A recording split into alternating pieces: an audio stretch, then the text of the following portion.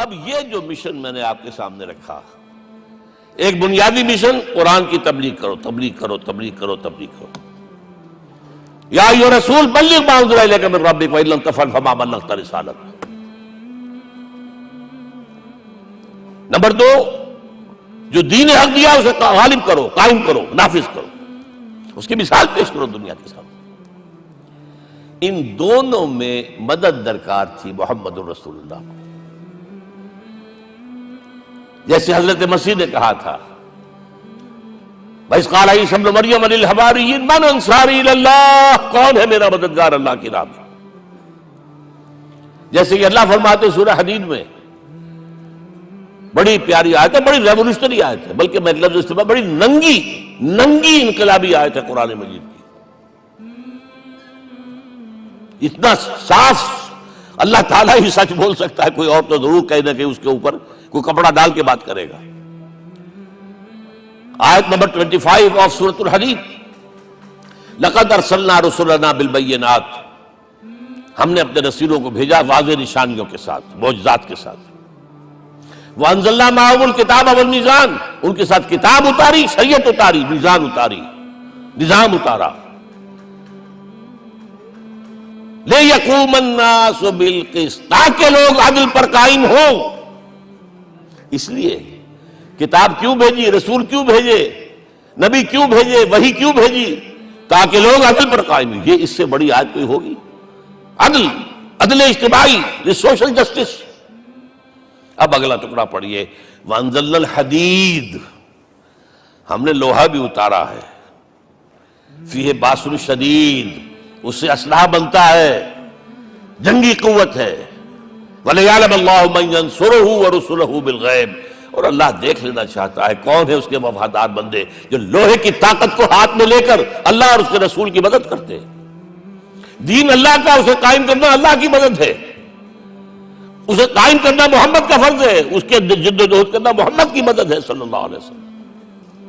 یہ تھی نصرت، اور یہ نصرت آپ کو معلوم ہے حضور کی زندگی میں صحابہ کرام نے کی ہے کہ نہیں کی؟ جو شخص ایمان لایا فوراً داعی بن گیا، فوراً۔ ابو بکر ایمان لائے، اور 6 جو ہے عشرہ مبشرہ میں سے چوٹی کے صحابہ، وہ ان کی دعوت پر ایمان لائے۔ سعد ابن ابی وقاص، طلحہ، زبیر، عثمان، سعید ابن زید، یہ سب کون ہیں؟ حضرت ابو بکر کی دعوت پر۔ نوجوان ہیں، مصعب بن عمیر کو گھر سے نکال دیا چچا نے، اور بڑا نہ کر کے نکالا ہے کم وقت نے، اس لیے کہ باپ مر گیا تھا، بہت دولت چھوڑ گیا تھا، ماں نے بڑے ناز و نام میں پالا تھا۔ کہتے ہیں 200 درہم کا جوڑا اس کا بن کر آتا تھا شام سے، جیسے کبھی ہم کہتے تھے کہ پنڈت نہرو کے کپڑے جو ہے پیرس سے سل کر آتے ہیں، اور جہاں سے گزر جاتا تھا مصعب، اتنا اس نے لگایا ہوتا تھا عطر کے پوری گلی جو ہے وہ خوشبو سے جو ہے بھر جاتی تھی۔ چچا نے بلایا، تم جو یہ گلچھرے کر رہے ہو اپنے باپ کی دولت پر نہ، اور تم اسے کہتے ہو کافر، نکل جاؤ گھر سے۔ وہ چلنے لگے، he was a ten ager, چلنے لگے۔ وہ سمجھا تھا کہ میرے یہ کہنے سے اس کے تو اس کو تارے نظر آ جائیں گے، یہ فوراً جو ہے توبہ کرے گا، پلٹ آئے گا۔ چلنے لگے تو اسے اور غصہ آیا، یہ کپڑے بھی اسی باپ کے ہیں، اتارو۔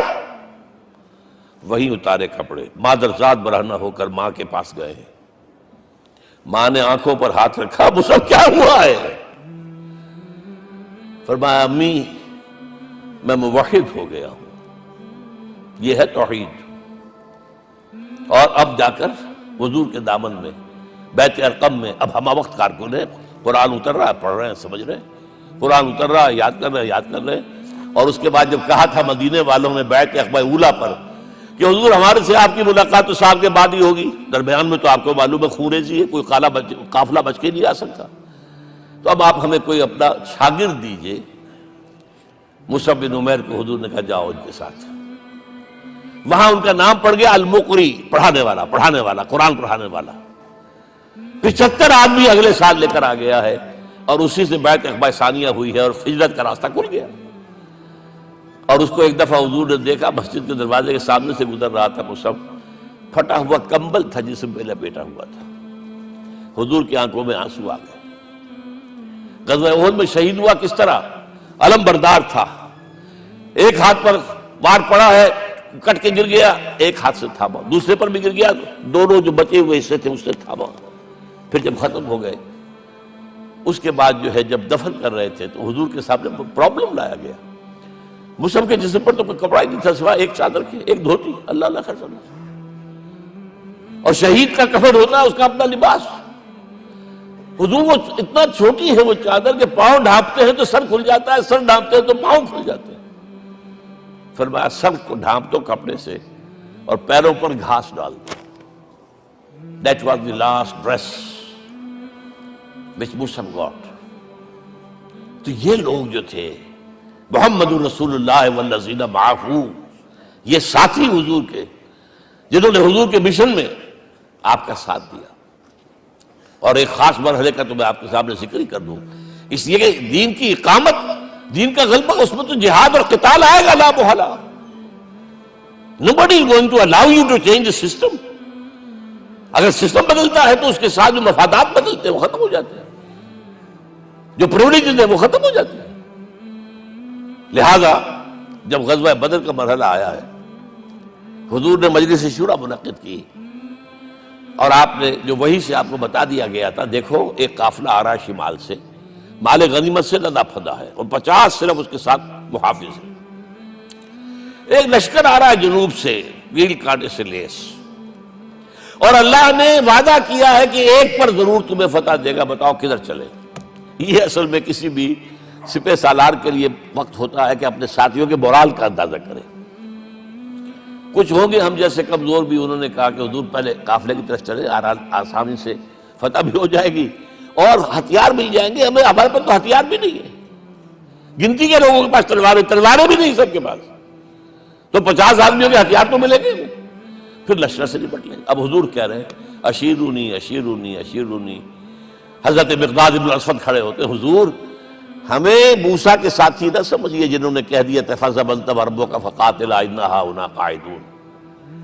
ہم موسیٰ کے ساتھی نہیں ہیں، ہم آپ کے جانثار ہیں. آپ جو آپ کی نیت ہے آپ بسم اللہ کیجئے، ہم آپ کو کیا پتہ ہمارے ذریعے آپ کو اللہ تعالیٰ آنکھوں کی ٹھنڈک عطا فرمائے.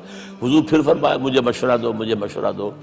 تب خیال آیا سعد ابن عبادہ رضی اللہ تعالیٰ عنہ کو، جو رئیس انصار تھے، ہو نہ ہو یہ ہماری طرف روئے سخن ہے. کیونکہ بیعت عقبہ ثانیہ جس کے نتیجے میں ہجرت ہوئی ہے اس میں طے یہ ہوا تھا کہ اگر یہ مکے والے مدینے پر حملہ آور ہوں گے آپ کو ختم کرنے کے لیے، ہم آپ کی حفاظت ایسے ہی کریں گے جیسے ہم نے بیوی بچوں کی. اور ابھی مدینے پر حملہ ہوا نہیں ہے، حضور پری ایمپٹ کر رہے ہیں، باہر نکل کر مقابلہ کرنا چاہ رہے ہیں. تو گویا کہ انصار کور نہیں ہوتے اس کے اندر، اس لیے بار بار اشیرونی، مجھے مشورہ دو. اب سعد بن عبادہ کھڑے ہوتے ہیں، کأنک تعنینا یا رسول اللہ صلی اللہ علیہ وسلم. اے اللہ کے رسول شاید آپ کا روئے سخن ہماری جانب ہے. فإنا آمنا بک وصدقناک، ہم آپ پر ایمان لا چکے ہیں، ہم نے آپ کی تصدیق کی. اب ہمارے پاس چوائس کون سا ہے؟ اگر آپ آگے چلیں ہم پیچھے چلیں گے، اگر برق الغماد تک پہنچیں گے ہم اپنی اونٹنیوں کو دبلا کر دیں گے. یمن کا آخری شہر جو ہے برق الغماد. اور اگر آپ ساحل سمندر پر کھڑے ہو کر اپنی سواری سمندر میں ڈالیں گے ہم بھی ڈال دیں. بہرحال یہ مراحل ہیں کہ جن سے گزر کر حضور نے اللہ کے دین کو غالب کیا اور قائم کیا. اور اس ہر سطح پر، ہر مرحلے پر صحابہ کرام نے آپ کا ساتھ دیا. جہاں آپ کا پسینہ گرا وہاں انہوں نے اپنی خون کی ندیاں بہا دی.